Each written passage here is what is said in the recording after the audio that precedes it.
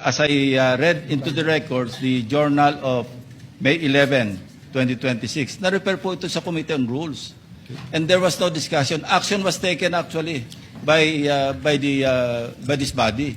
Then, Madam Chair, if there's an objection, may I move that we divide the House? Point of order, Madam President. On that issue, not on the issue of whether or not the rule is good. That your issue is whether or not it's proper to take it up on the floor.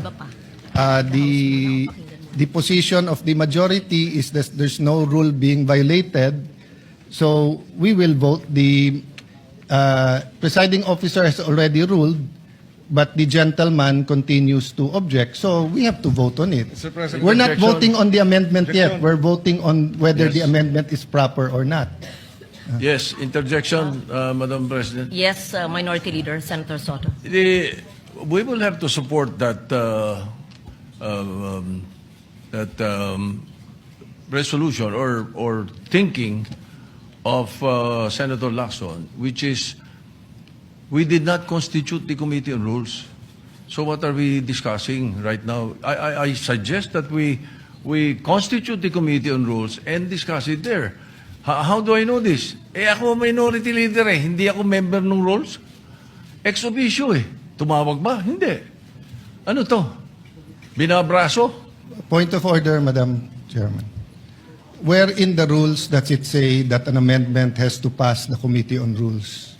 Section 24, Madam President. Anong sabi po sa Section 24? The committee shall hold meetings to discuss, decide, and submit a report on all matters transmitted to them. Madam Chairman, that's thank not you. the rule. The rule Yes. is 136. 136. So- Can you please, for the third time, may we request the Senate President to read into the record The rules Rule may be amended 136. by means of a motion which would be presented at least one day before its consideration, and the vote of the majority of the senators present in the session hall shall be required for its approval. So I respect their objection.